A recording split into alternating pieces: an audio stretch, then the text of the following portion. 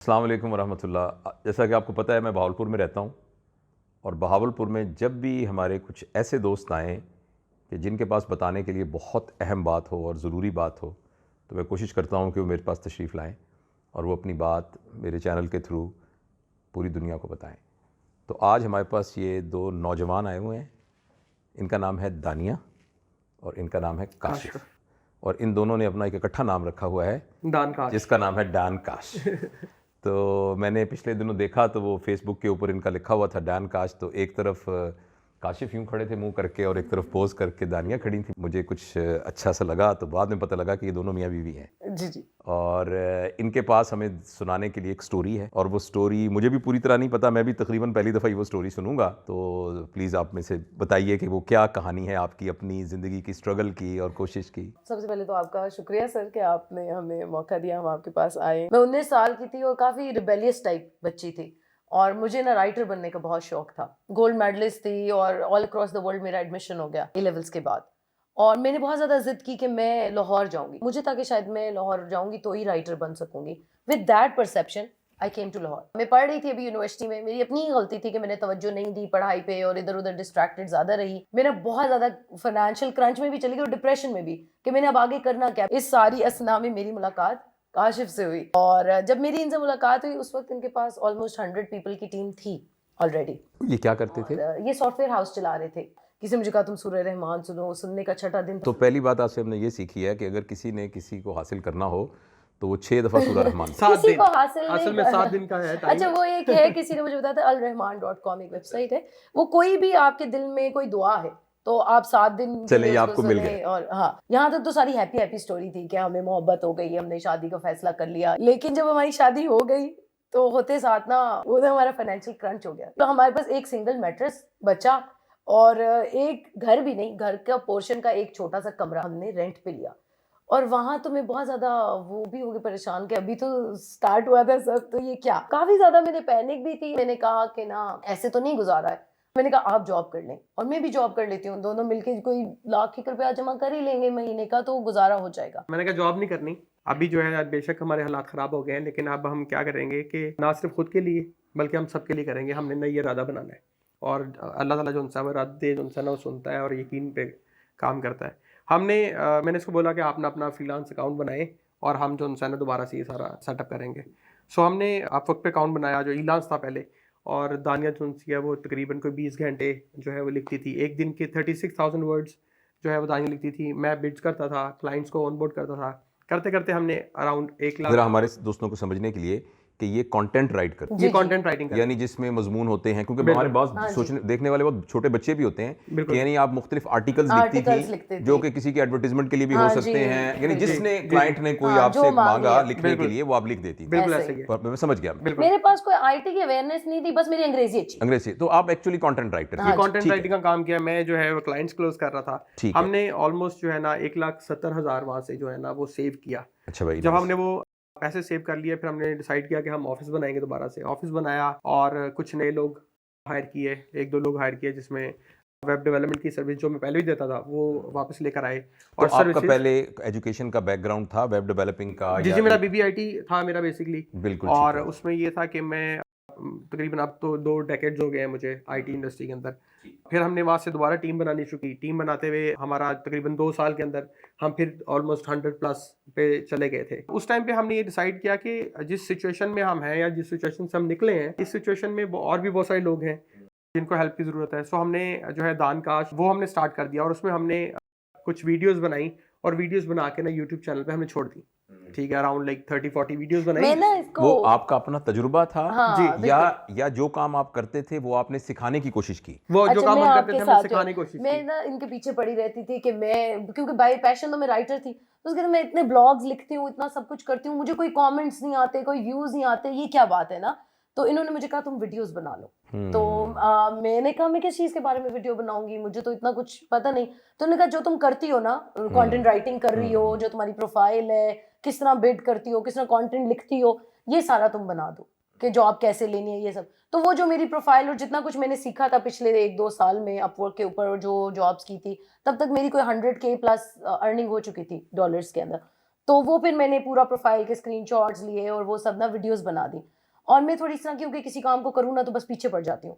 तो मैंने 60-70 वीडियोस बना के फिर मैं भूल गई। 2-3 महीने गुजर गए और 3 महीने बाद ना मैंने वैसे ही अपना रैंडमली इनबॉक्स चेक किया, तो उसके अंदर बहुत ज़्यादा ईमेल्स आए बहुत थे। कमेंट्स। यूट्यूब से लोगों ने ईमेल लेके ना कि आप मेंटोर बन जाएं, मैंने आपकी वीडियोस देखी, मैंने $1000 कमा लिया है, मैंने $200 कमाया है, मुझे $45, मतलब डिफरेंट लोगों का डिफरेंट था, इंडिया से भी, पाकिस्तान से, बहुत सारे। तो वो मैंने इनके साथ भी शेयर किया। मैंने कहा काश ये देखें ये क्या रिस्पॉन्स, ये तो बहुत ज़्यादा आ गया। और फिर उसमें लोग खुद ही पूछ रहे थे कि अब हमें आगे भी बताएं, आगे क्या करना है, आगे सोशल मीडिया का बताएं, इसका बताएं, उसका। फिर बीइंग ऑनेस्ट मुझे इतना ज़्यादा चीज़ों का नहीं पता था, बट पीपल वर आस्किंग, तो मैंने पहले वो सारी चीज़ें खुद सीखी, फिर मैं उनको दोबारा सिखाने के लिए फिर हमने स्टार्ट किया दोबारा एफर्ट। हमने सारा स्टार्ट कर लिया और उसके बाद जो सा है फुल टाइम ये डिसाइड कर लिया कि हम जो सा ना जो हमें आता है वो हम सिखाएंगे।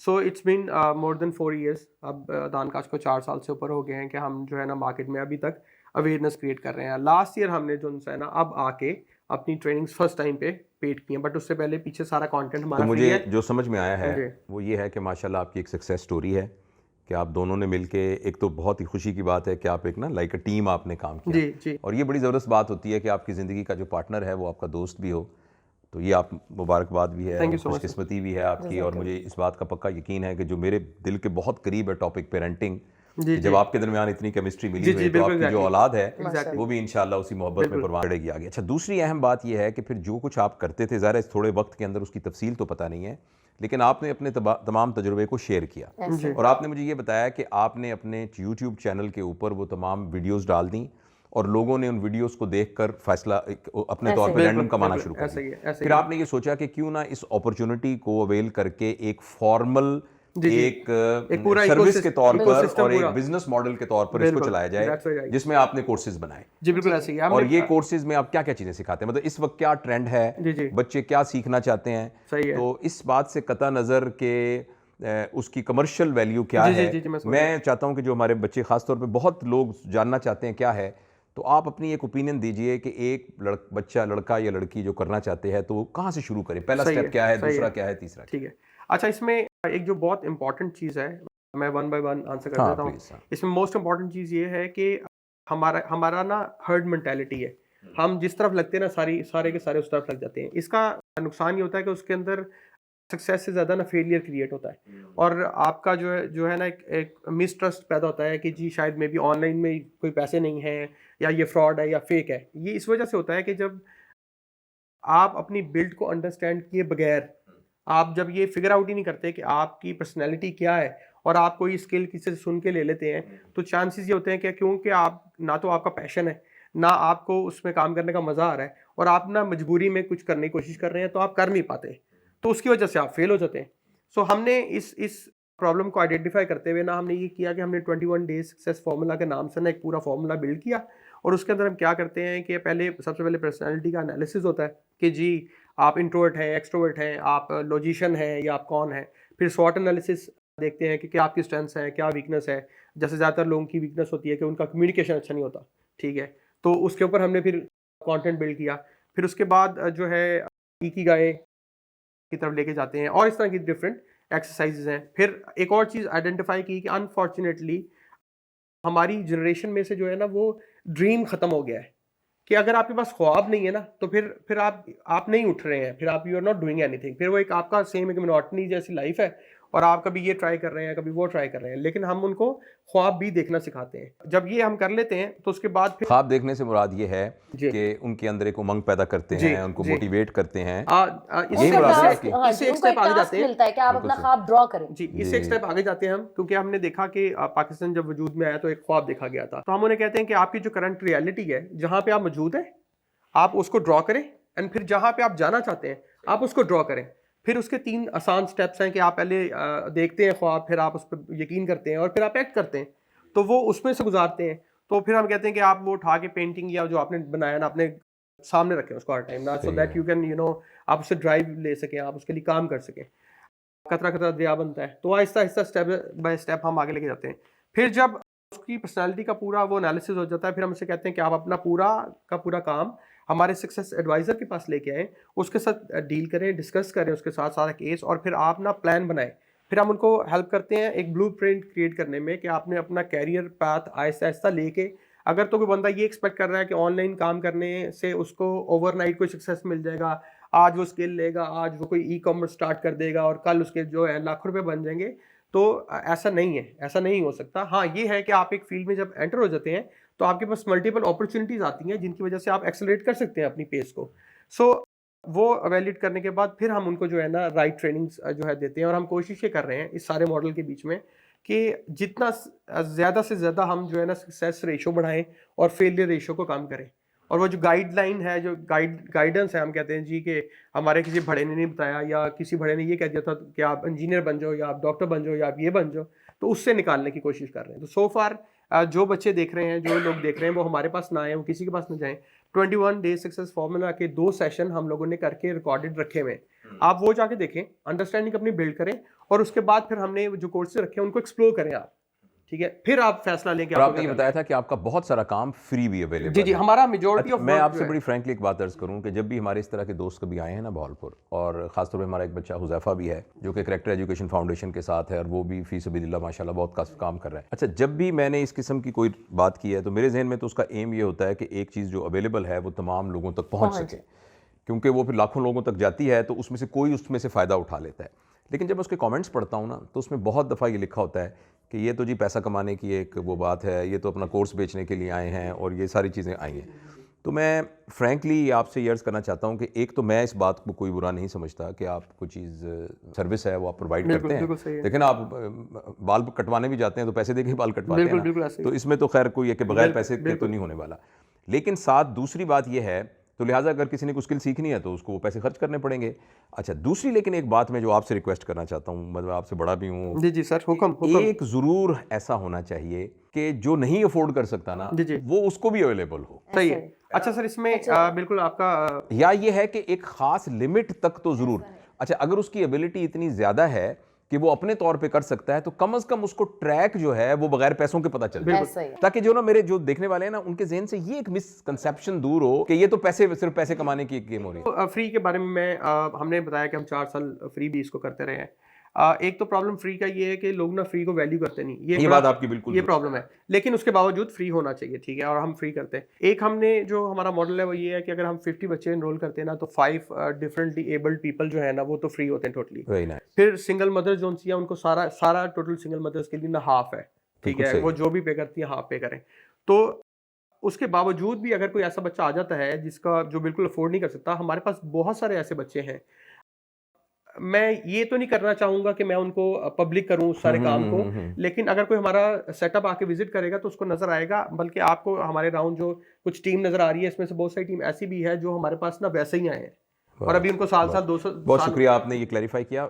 एक दोस्त हमारे पास बाहर आए थे अमेरिका से, तो मेरे बड़े गहरे दोस्त थे, तो उन्होंने भी इस तरह का एक मॉडल वहाँ शुरू किया था। तो उन्होंने एक बड़ी ज़बरदस्त बात की, उन्होंने कहा कि जो मुझे पे नहीं कर सकते ना, तो मैं उनको उधार पे कर लेता हूं। मैं कहा उधार क्या होता है? सही है। उधार ये होता है कि आप मुझे ना पे करें, बिल्कुल सही है, लेकिन एक जिंदगी में प्लेज करें कि आप अपने जैसे 10 और बनाएंगे। सर एग्जैक्टली सेम थिंग हम प्रैक्टिस करते हैं कि व्हेन समबडी कांट पे अस, तो हम कहते हैं ठीक है आप कर लो, लेकिन जो आप सीखोगे वो आगे किसी को सिखा देना। हाँ, तो मैं ऐसा करता हूं कि आपकी बातों से जो कुछ मैंने नतीजा निकाला है वो मैं एक मुख्तसर बता दूं। सही है। वो ये है कि आप दोनों मियाँ बीवी एक सक्सेस स्टोरी हैं इस लिहाज से कि आपने अपनी मेहनत को यकजा किया, और उसके बाद आपने जो आपकी स्ट्रेंथ थी उसके ऊपर काम करके आपने ना सिर्फ अपने लिए एक बहुत ज़बरदस्त रोज़गार का बंदोबस्त किया, बल्कि आपको पाकिस्तान में भी लोग जानते हैं, और फिर आप अपनी किसी बाहर की मुल्क कंपनी के साथ भी आप सारा ये काम करते हैं। प्लस आपने ये चीज़ें अपने तक नहीं रखी, और आपने उसके लिए एक कोर्स डिज़ाइन किया जो कि YouTube में आपके चैनल पर फ्री अवेलेबल है,